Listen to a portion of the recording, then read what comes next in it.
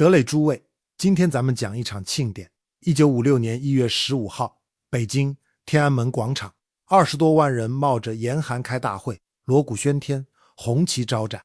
北京的工商业者代表，同仁堂的第13代传人乐松生走上天安门城楼，向毛泽东、刘少奇、周恩来递上一份大红喜报。喜报报的是什么喜？北京市的私营工商业全行业实现了公私合营，翻译成大白话，北京城里所有的私人买卖，从同仁堂这样的百年老号，到街边的绸布庄、酱菜园、理发铺，从这一天起都不再完全属于原来的东家了。诸位咂摸一下这个场面，一群人敲锣打鼓，扭着秧歌，放着鞭炮，庆祝的是自己的家业从此兴了功。失去财产的人亲手把喜报递上城楼。今天这期就讲这场庆典是怎么办成的，不是讲意识形态，不站队社会主义还是资本主义，咱们只干这个频道一直干的是拆机器，看看一场财产的大转移怎么能办成一场由失去者申请、由失去者庆祝的仪式。先把背景交代清楚，很短。1949年建国，当时的临时宪法共同纲领写得明明白白，保护民族资产阶级的财产，鼓励私人资本主义经济发展。当时的说法是新民主主义阶段要搞相当长时间，私营工商业是团结对象。上海的资本家们观望了一阵，不少人把跑到香港的资产又搬了回来。1953年风向变了，过渡时期总路线出台，提出要对农业、手工业和资本主义工商业进行社会主义改造，历史书上管这叫三大改造。到1956年底全部完成，从保护发展到全部改造，中间隔了不到7年。那问题来了，几十万私营业主100年的商号，几代人的家业，怎么能在这么短的时间里自愿的全部交出来？这就是今天的正题。这台机器有3个步骤，一步都不多余。第一步，先让每个人都有罪在身。1952年五反运动，反行贿、反偷税漏税、反盗骗国家财产、反偷工减料、反盗窃国家经济情报，合称五毒。运动的方式是发动店员、工人检举老板，人人过关，户户清查。诸位注意这5条罪名的妙处。偷税漏税，就社会的税制乱了几十年，哪家买卖账上完全干净。行贿，跟官府打交道，哪有不送礼的？也就是说，按这5条查，几乎没有一个商人是清白的。查出来怎么办？补税、罚款，按守法户、基本守法户办守法、办违法户这些名目分类定性。上海那几个月不堪批斗和追缴，跳楼自尽的工商业者数以百计，当时甚至有了专门的黑色说法，叫空降部队。五反过后，活下来的商人们明白了2件事：第一，自己的账本在人家手里；第二，自己的店员也在人家那边腰杆，从这一年起就是弯的。第二步，断粮，罪定完了，接着抽走你做生意的所有衣品，统购统销，粮食、棉花、油料，国家统一收购，统一销售，私商不许染指。原料，工厂的原材料由国家计划分配，你不在计划里，你就买不到料。销路，大宗订单在国营商业手里，给不给你加工，包不包你的货，人家说了算。银行早就国有了，贷款给谁不给谁，一句话的事。到1955年，一家私营工厂的处境是，原料要国家给，订单要国家派，钱要国家贷，产品要国家收，厂子名义上还是你的，可他离开国家1天都转不动。诸位，这时候所有权还剩下什么？剩下一张纸和纸上的名字。第3步，也是最精彩的一步，让你自愿。1955年底到1956年初，全行业公私合营的高潮来了，各地的做法高度一致，开动员大会，工商业者代表带头表态，然后各行各业争先恐后地申请书，批准之后敲锣打鼓上街游行，给带头的带大红花，登报表扬。北京6天，上海几天，全国各大城市在1956年1月基本完成。到这一年年底，全国私营工业接近全部，私营商业的绝大部分完成了改造。几十万户私营工商业，几个星期全部合营。而且诸位别以为这只是大资本家的事，合营的浪潮扫到的是所有做买卖的人，街口的夫妻杂货店，走街串巷的剃头匠，缝纫铺的裁缝，磨剪子、枪、菜刀的手艺人，大户叫公私合营，小户叫合作化，名目不同，去向一样。从此不再有自己的买卖，进店进社拿工资，小业主连定息都谈不上，那点股本合不出几个钱。一家三代守着的铺面，从这天起人还站在柜台后面，柜台已经不是他的了。这才是1956年的完整图景，不是消灭了几百个资本家，是消灭了自己给自己干活这件事本身。有人会问，真有人愿意吗？诸位，这个问题问错了。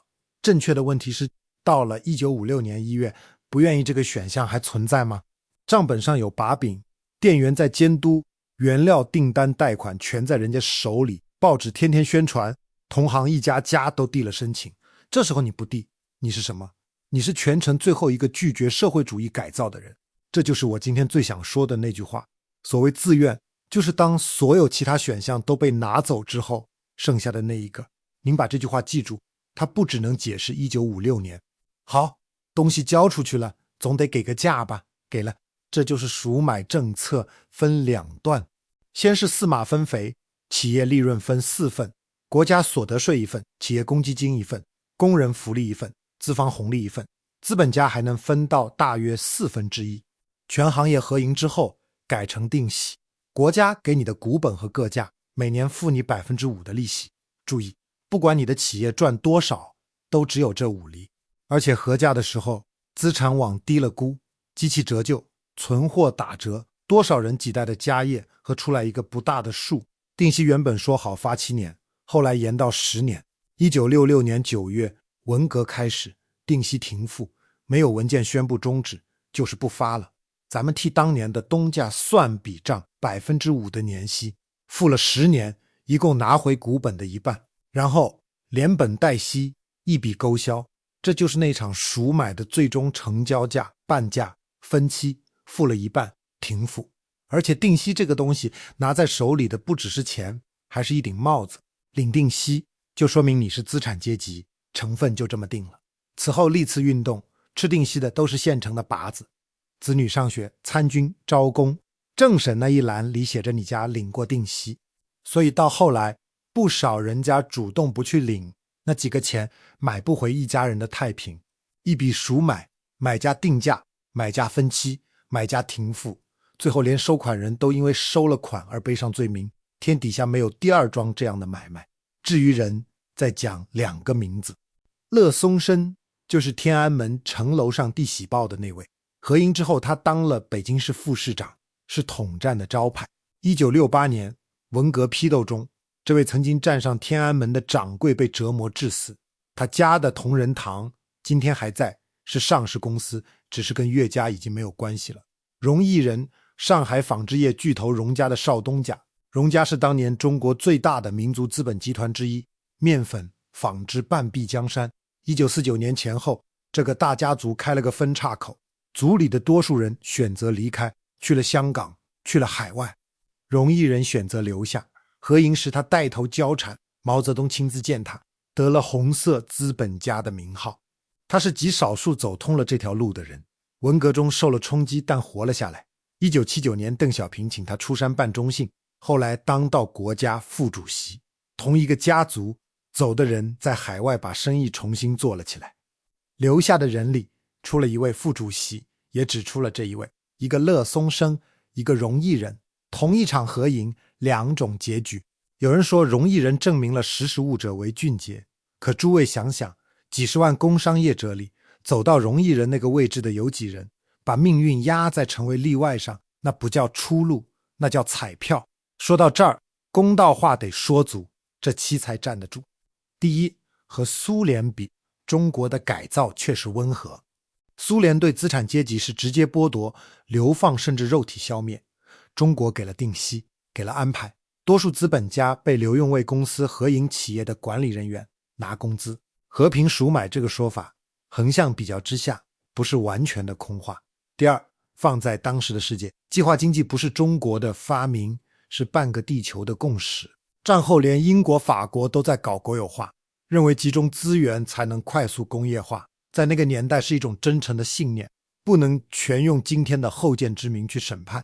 第三，1979年之后落实政策，承认错误，被占的私房部分退还，文革中被冻结的存款定期补发，一批老工商业者被请出来重新做事，容易人的中性就是标志。纠错是真的纠了，这要承认。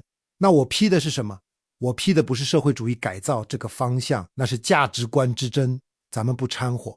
我批的是承诺的规矩，共同纲领，白纸黑字保护私营经济，7年后全部改造。定期说好7年，又说10年，第10年上停付，长期共存，言犹在耳。运动一来，什么都不算数。每一次改变都不是通过谈判，不是通过立法辩论，是一个通知，一场运动。契约的一方永远可以单方面改合同，这才是1956年留下的最贵的教训。它比财产没了更深一层，财产没了可以再挣，可说好的算不算数这个问题，一旦有了否定的答案，后面所有的承诺就都要打折。这场改造还留下了一个更大的账目，要过20多年才看得清。1956年之后，私营经济这个物种在中国大陆消失了，没有私营工厂，没有私人商号，连个体户都几乎绝迹，买东西凭票，就业靠分配。一个人想自己做点小买卖，那叫投机倒把，是罪名，能判刑。这个状态持续到70年代末。1979年前后，第一批个体户出现。什么人？返程没工作的知青，劳改释放找不到单位的人。体面人是不干个体的，因为谁都记得这条路通向哪儿。安徽芜湖有个卖瓜子的年广久，人称傻子瓜子，雇工超过了8个人。按当时的理论，雇工超8人就是剥削，就是资本家。这件事一路吵到最高层，邓小平前后3次发话，不要动弹，看看再说。一个卖瓜子的雇几个人，要国家最高领导人3次表态才能活下来。诸位，这就是1956年那台机器的余温，它停机20多年了，人们还在怕它重新启动。诸位可能会说，这都快70年了，翻这个旧账干什么？因为账没有就……您看今天民营经济31条，民营经济促进法，文件一份接一份的出，核心就说一件事，请民营企业家放心。可为什么要反复的请人放心？一个人反复对你说你放心，恰恰说明他知道你不放心。而你为什么不放心？因为记忆里存着1956年，不是你亲历的记忆，是钱的记忆。资本这个东西没有脑子，但它有历史书。1956年那批工商业者用全部身家买了一个教训，这个教训今天还在利息滚利息。产权这个东西靠文件保护是不够的，得靠谁也改不了合同的制度。文件今天能写保护，明天就能写改造。1949到1956，7年而已。得嘞，收个尾，回到开头那场庆典，天安门广场上敲锣打鼓的那些人心里在想什么？史书没有记载，我们只知道行为。他们递了申请，他们游了行，他们把喜报送上了城楼。他们中的许多人后来在各种场合一遍遍表态，感谢改造，不要笑话他们。在那个位置上，递申请是理性的，游行是理性的，笑着游行更是理性的。当表态成为生存条件，表演就是求生。真正该被记住的不是他们笑的有多假，而是那台让几十万人不得不笑着交出一切的机器。机器的3步，先让你有罪，再断你生路，最后给你一个叫自愿的台阶。以及那句话值得再说一遍，所谓自愿，就是所有其他选项都被拿走之后，剩下的那一个。往后您再看到万众一心的场面，不妨多问一句，他们是选了这个选项，还是只剩这个选项？爱听不听，因其名矣，求其有声。咱们下期见。